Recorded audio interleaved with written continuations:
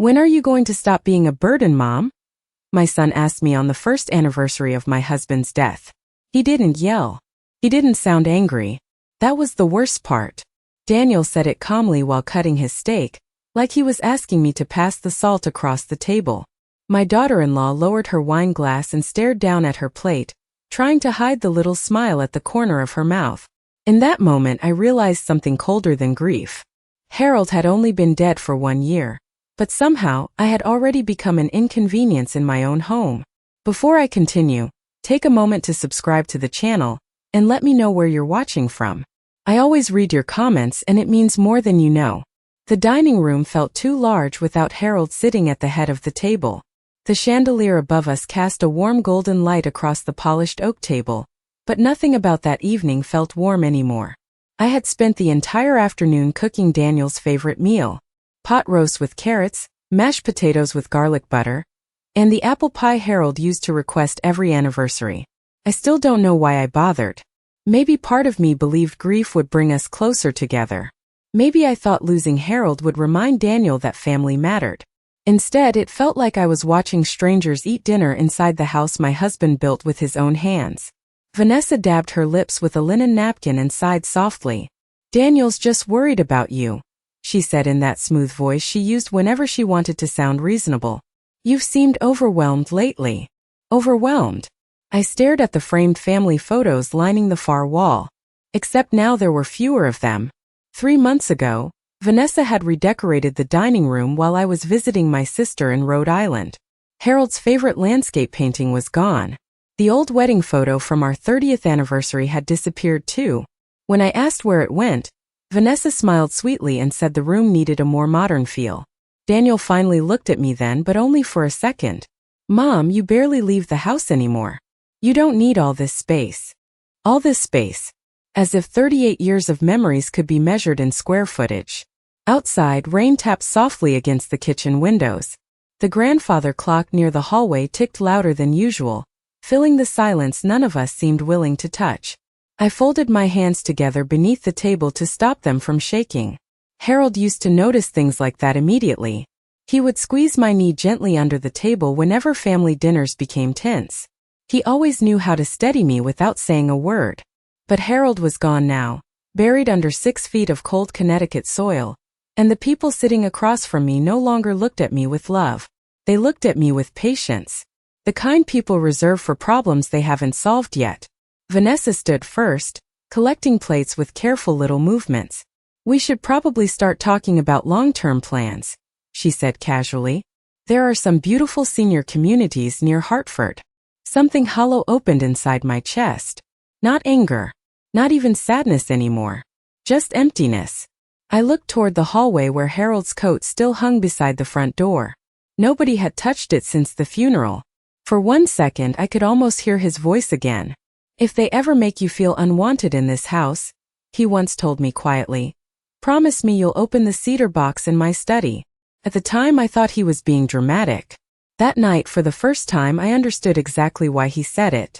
I waited until I heard the dishwasher start before leaving the dining room.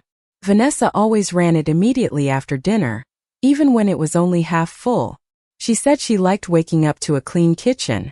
Harold used to joke that the woman treated dirty plates like a national emergency.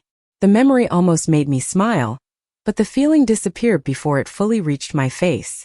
Upstairs, the hallway felt darker than usual. The old hardwood floors creaked softly beneath my slippers as I passed the guest room Vanessa had turned into her home office 2 months after Harold passed away. It used to be Harold's reading room. Floor-to-ceiling bookshelves. Leather chair near the window. A brass lamp he bought during our trip to Vermont back in 1998. Now the shelves were painted white, and Vanessa kept scented candles lined across the desk like decorations in a furniture catalog.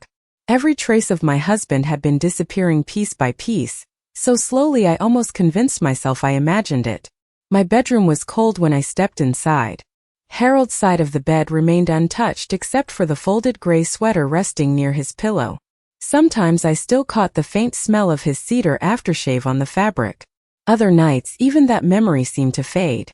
I sat carefully on the edge of the mattress and looked toward the rain sliding down the windows. 1 year.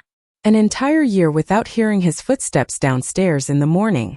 Without his terrible whistling while making coffee. Without the way he always reached for my hand during thunderstorms because he knew I hated lightning. Grief changed shape over time. First it arrived loudly.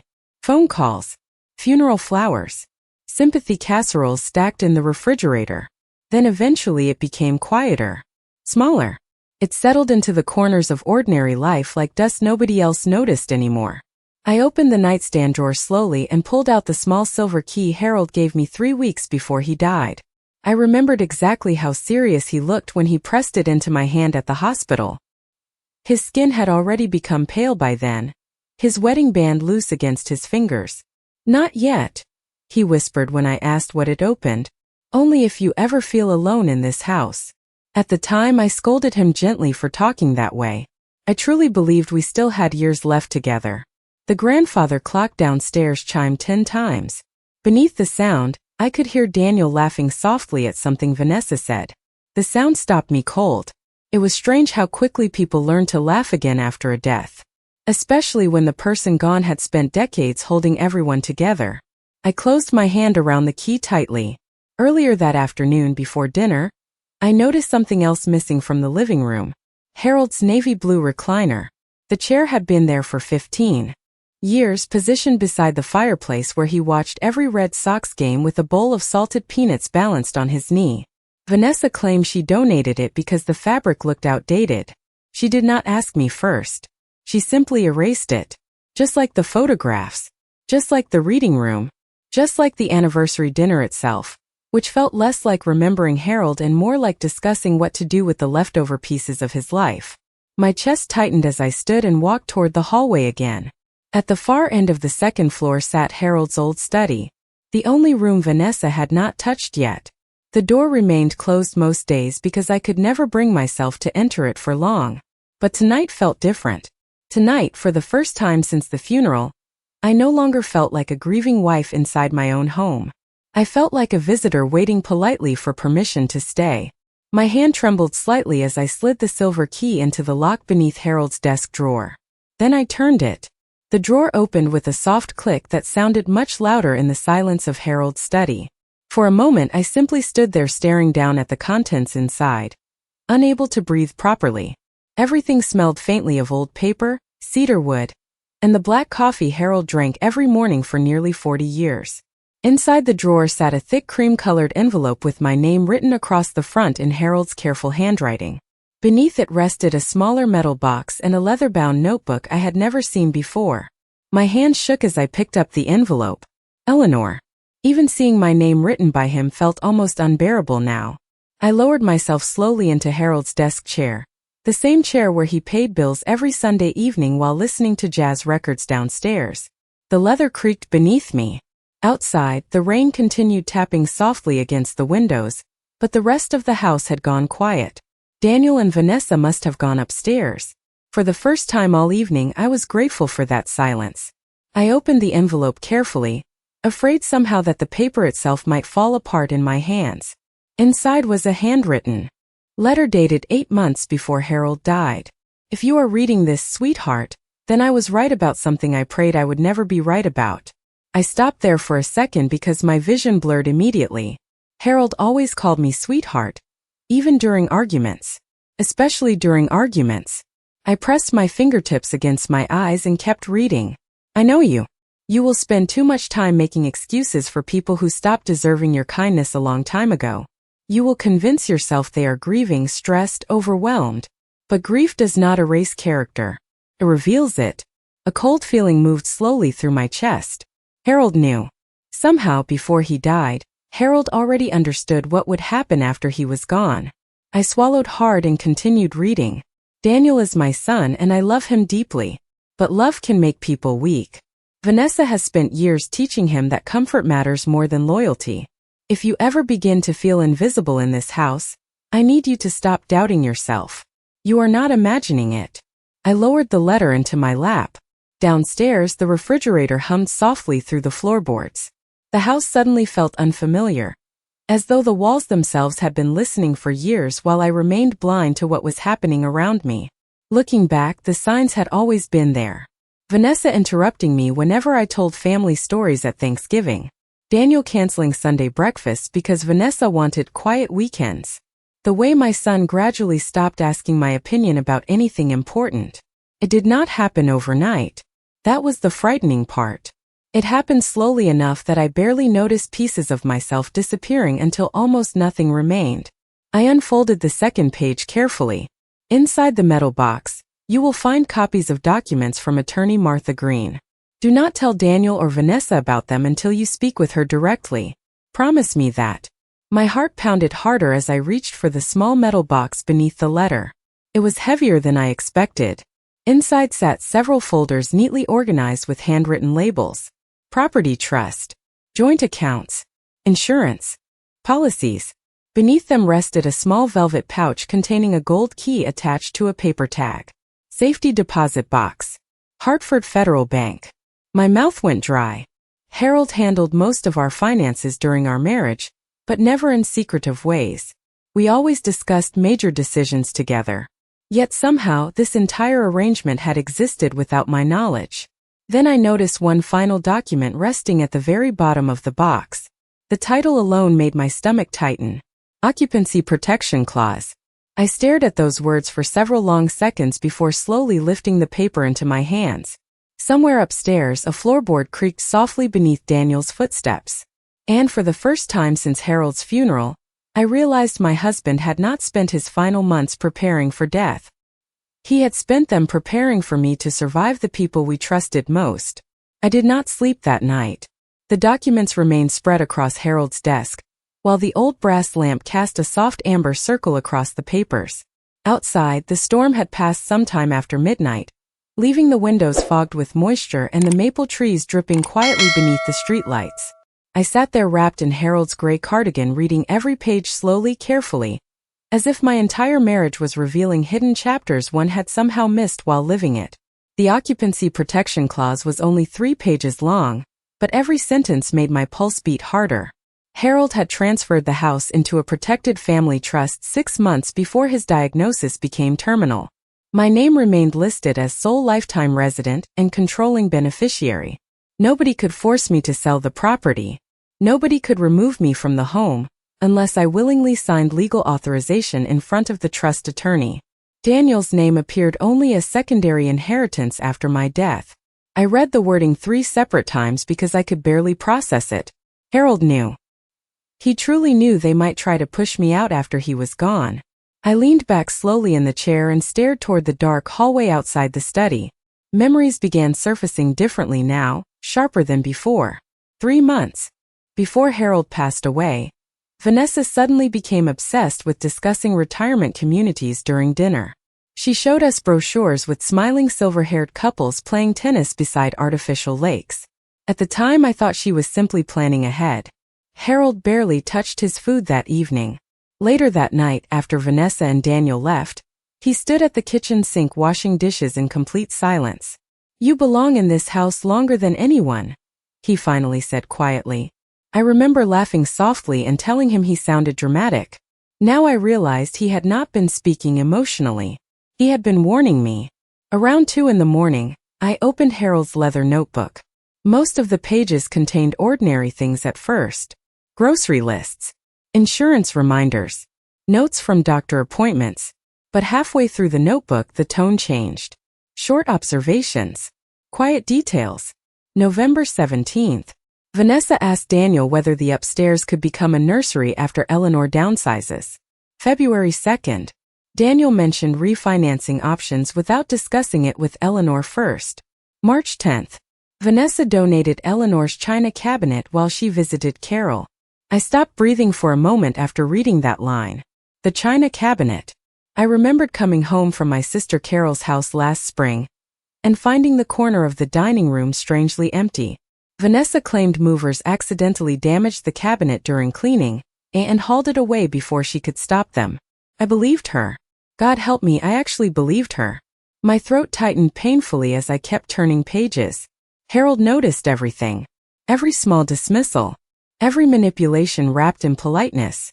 Every moment I explained away because I could not bear the possibility that my own son was slowly allowing me to disappear inside my own family. Near the back of the notebook, one sentence had been underlined twice in black ink. Eleanor still sees the boy I raised. She does not yet see the man he became around Vanessa. Tears finally slid down my face then, but quietly. Not dramatic. Not loud. Just exhaustion leaving the body all at once. I pressed the notebook against my chest and closed my eyes. Somewhere downstairs the refrigerator hummed again. Pipes rattled softly inside the walls. The ordinary sounds of home. Except nothing about the house felt ordinary anymore. By morning, I understood something that frightened me more than the documents themselves. Harold did not create these protections because he distrusted strangers. He created them because he no longer trusted the people sitting at our dinner table. At 6:30, I heard footsteps moving downstairs toward the kitchen. Vanessa always woke early. Coffee maker, cabinet doors, microwave buttons. Her routines never changed. I carefully returned every document to the metal box except one. The occupancy protection clause remained folded neatly inside the pocket of my robe as I stood from Harold's desk and walked slowly toward the bedroom door. For the first time in nearly a year, I no longer felt lost inside my grief. I felt awake. The kitchen smelled like burnt toast and hazelnut coffee when I walked downstairs that morning. Vanessa stood near the counter wearing cream-colored workout clothes, scrolling through her phone while the coffee maker sputtered softly beside her. She looked up briefly when I entered, then smiled with that same polished expression she used whenever guests visited the house. "Good morning," she said lightly. "I was not sure you would be up this early after last night." Last night. As if the conversation over dinner had been some harmless misunderstanding instead of a crack running straight through the middle of our family. I moved toward the cabinet slowly and reached for one of Harold's old coffee mugs. The navy blue one with the faded Red Sox logo across the side. Vanessa watched me carefully for a second before turning back toward her phone. "Daniel has an appointment downtown later," she continued casually. "We were thinking maybe this weekend we could tour a few communities together, just to keep options open." I poured coffee quietly without answering right away.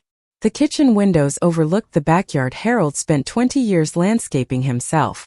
Every spring he planted white hydrangeas along the fence line because he knew they were my favorite.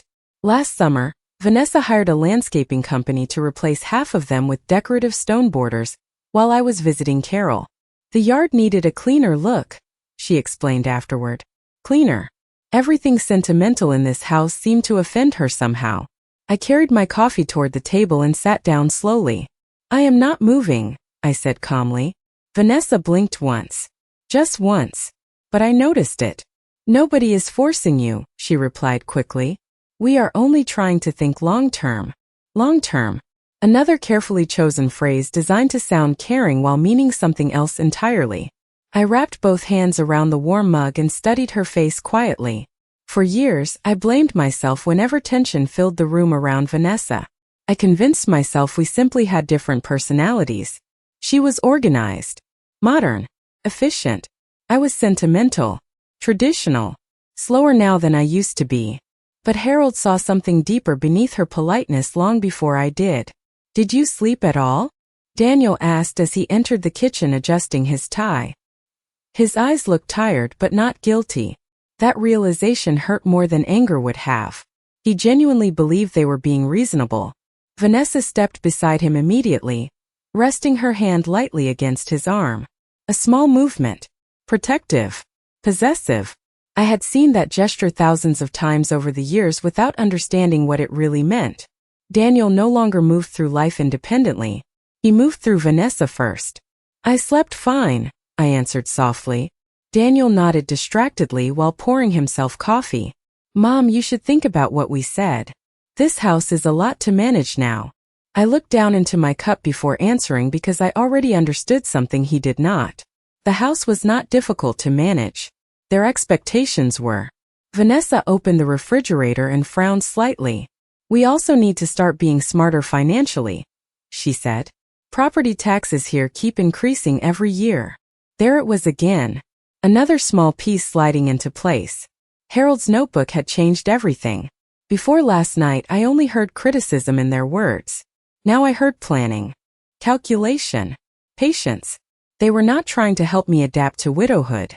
They were trying to prepare me to surrender my place inside the family voluntarily.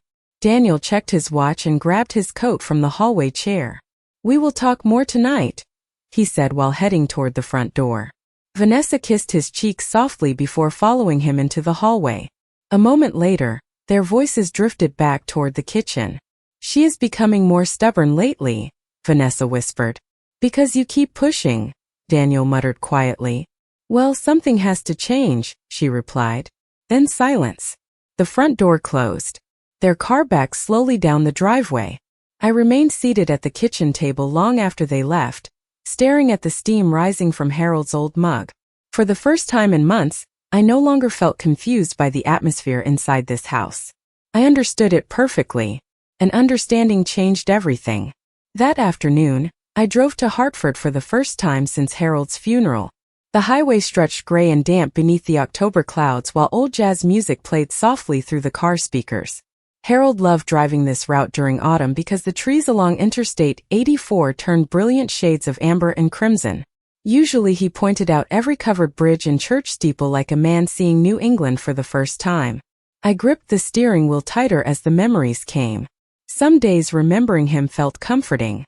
Other days it felt like trying to breathe with a cracked rib.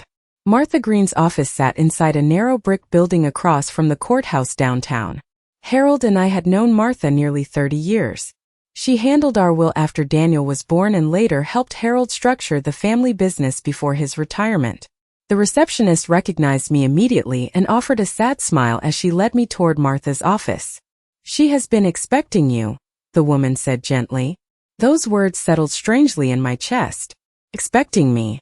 As though Harold planned this moment carefully long before his heart began failing him. Martha stood when I entered. At 74, she still carried herself with sharp confidence. Silver hair neatly pinned back.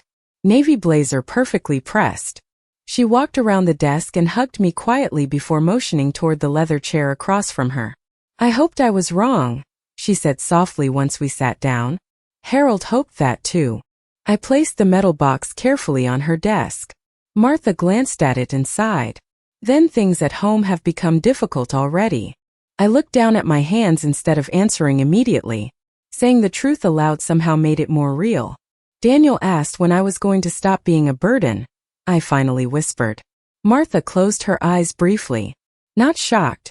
Just disappointed. Harold worried Vanessa would isolate you after he passed," she said carefully.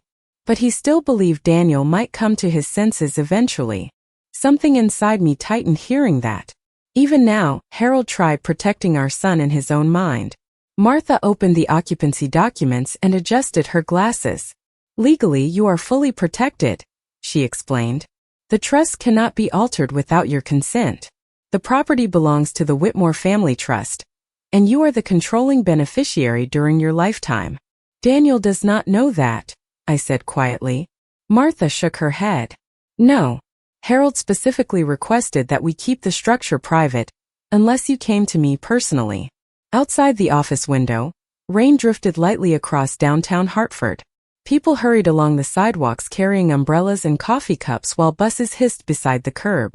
Ordinary lives continuing normally, while mine felt suspended between grief and revelation. Martha folded her hands together carefully. "There is something else you need to know." My stomach tightened immediately.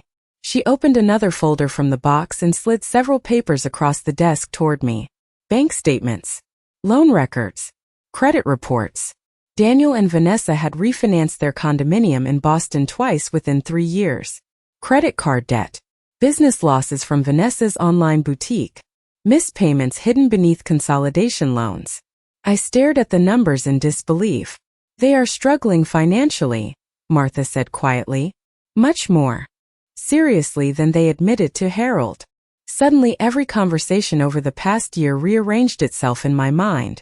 The pressure about downsizing, the concern about taxes, the repeated discussions about selling the house. It was never really about my comfort. It was about survival. Their survival. "Harold discovered the debt shortly before his diagnosis worsened," Martha continued. "That was when he created the occupancy protections." I leaned back slowly in the chair, feeling strangely calm now instead of hurt. because for the first time the entire picture finally made sense. Vanessa was not impatient with my grief. She was impatient with my existence standing between them and financial relief. Martha reached across the desk and rested her hand gently over mine. "Listen carefully, Eleanor," she said. "Do not sign anything they place in front of you. Not property forms. Not refinancing documents. Nothing. And do not tell them you know about the trust yet." I nodded slowly. Outside, the courthouse bells rang faintly through the rain. For months, I believed widowhood meant learning how to survive without Harold beside me. But sitting there inside Martha's office, I realized something far more difficult. I would also have to survive the people who smiled at me across my own dinner table. When I returned home that evening, the house smelled faintly of rosemary chicken and lemon cleaner. Vanessa always cleaned aggressively whenever she felt anxious. Counters polished until they reflected light. Pillows arranged perfectly across the sofa. Candles burning in every room as if pleasant scents could disguise tension. I stood quietly in the front hallway removing my coat while voices drifted softly from the kitchen. Daniel sounded tired. Vanessa sounded irritated. "We cannot keep waiting forever," she whispered sharply. "The market is still good right now." "Lower your voice," Daniel muttered. "She is home." Silence followed immediately. A few seconds later, Vanessa appeared in the hallway carrying a wine glass and wearing a smile so polished it barely looked human anymore. "There you are," she said brightly. "How was your afternoon with Carol?" I almost admired how naturally the lie came to her. She assumed I would never do something independent enough to threaten their plans. "It was nice," I answered calmly. "We had coffee." Vanessa studied my face for a second longer than usual, searching for something. Guilt perhaps. Weakness. Confusion. Instead, I simply walked past her toward the staircase. Upstairs, Harold's study no longer felt like a room filled with grief. Felt like shelter. I locked the door behind me and sat at the desk again, staring down at the notebook while twilight darkened the windows. The more distance I gained from my shock, the clearer everything became. Vanessa never truly argued with me directly because that would expose her intentions too soon. Instead, she operated through suggestion, through exhaustion, through tiny humiliations repeated slowly over time until resistance felt selfish. Harold understood that before I ever did. Around 7 o'clock, Daniel knocked softly on the study door. "Mom," he called gently. "Can we talk?" I closed Harold's notebook carefully before opening the door. Daniel stood there holding 2 mugs of tea exactly the way Harold used to after difficult conversations. The sight almost broke my heart. Because for one brief moment I saw the boy he used to be again. The little boy who crawled into our bed after thunderstorms. The teenager who begged Harold to teach him how to drive in empty church parking lots. The young man who cried when he left for Boston after college because he said he would miss family dinners. Grief would have been easier if love disappeared completely. But it never does. It lingers beside disappointment like a ghost refusing to leave. Daniel handed me the tea awkwardly. "Vanessa thinks things got tense earlier," he said quietly. "She worries you are isolating yourself too much." There it was again. Concern wrapped around control like ribbon around a package. I looked down into the tea instead of answering immediately. "Do you believe I am a burden?" I finally asked softly. Daniel froze. The hallway light behind him cast long shadows across his face, making him suddenly look older than 43. "Mom, that is not what I meant. Not what I meant." Strange how people always say that after speaking the truth aloud accidentally. He rubbed the back of his neck nervously. "We are only trying to make things easier for everyone." "Everyone. Not you. Everyone." I took a slow sip of tea while studying him carefully. For the first time in my life, I stopped listening to my son emotionally and started listening logically instead. Every sentence sounded rehearsed now. Every concern sounded strategic. "Did Vanessa know about your financial problems?" I asked suddenly. Daniel's expression changed instantly. Small, brief, but unmistakable. Panic flickered across his eyes before disappearing behind confusion. "What financial problems?" he asked too quickly. I lowered the mug carefully onto Harold's desk. "Never mind," I said calmly. "I am tired tonight." Daniel stared at me for another second, uncertain now in a way I had never seen before. because something had shifted between us. He could feel it even if he did not understand it yet. The conversation ended awkwardly after that. He returned downstairs while I remained standing beside Harold's desk listening to the house settle around me. Pipes clicking softly. Wind brushing against the gutters outside. Familiar sounds. Familiar walls. Yet for the first time in months, I no longer felt trapped inside the house. I realized something important while watching Daniel walk away down the hallway. They still believed grief had made me weak. And that misunderstanding was about to become their biggest mistake. 3 days later, Vanessa suggested a family dinner again. The invitation sounded cheerful on the surface, but I recognized the timing immediately. Martha had warned me people become impatient when money is involved. Impatient people eventually stop pretending. By 6 o'clock, the dining room glowed beneath candlelight again. Vanessa used the good china this time, the set Harold and I bought during our 25th anniversary trip to Charleston. She even placed fresh flowers in the center of the table, as though elegance could soften what was coming. Daniel looked exhausted from the moment he sat down. Dark circles beneath his eyes. Tie loosened. His phone lighting up every few minutes beside his plate. Vanessa noticed each notification too. Her jaw tightened slightly every time the screen glowed. Financial pressure had begun leaking into their marriage now, just as Martha predicted it would. Dinner moved awkwardly at first. Small talk about weather, traffic, a neighbor repainting their garage. Nobody mentioned Harold. Nobody mentioned the anniversary dinner from earlier that week either. Some silences become too large for ordinary conversation to cross. Halfway through the meal, Vanessa finally set down her fork carefully and folded her hands together. "We spoke with a financial advisor yesterday," she said smoothly. There it was. Daniel stared down at his plate. "He explained there are ways to protect family assets long-term," she continued. "Especially if everyone works together." I took a slow sip of water without answering. Vanessa reached toward a leather folder resting beside her chair, and slid several papers gently across the table toward me. "Nothing complicated," she said quickly. "Just preliminary documents for estate planning and property management." Property management. Such harmless words for something so deliberate. I glanced down at the forms without touching them. Refinance authorization. Trust restructuring consultation. Shared asset review. Harold would have laughed bitterly at the wording. Daniel finally looked at me. "Mom, we are only trying to avoid future problems." I studied my son quietly. He still wanted to believe this conversation was practical instead of cruel. That was the tragedy of Daniel now. He no longer recognized the difference between protecting family and protecting comfort. Vanessa leaned forward slightly. "This house is worth nearly $1.3 million in the current market," she said carefully. "You should not have to manage all of that stress alone at your age." At your age. Another polished little knife hidden inside concern. I folded my napkin carefully onto the table and looked directly at her for the first time in days. "Harold already managed the house before he passed," I said calmly. Vanessa blinked. "I know that, but now things are different." "Yes," I replied softly. "They are." The room went still. Even the grandfather clock in the hallway seemed louder suddenly. Tick, tick, tick. Daniel shifted uncomfortably in his chair. Vanessa forced another smile. "We only need your signature to begin discussing options." I looked down at the papers one final time before reaching slowly toward the pocket of my cardigan. The occupancy protection clause remained folded neatly inside. I placed it gently on top of Vanessa's documents. "I spoke with Martha Green," I said quietly. Daniel's face drained of color immediately. Vanessa stopped moving entirely. "The house belongs to the Whitmore Family Trust," I continued calmly.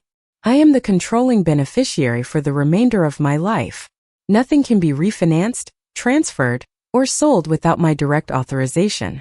Silence crashed across the table. Real silence this time. Heavy. Absolute.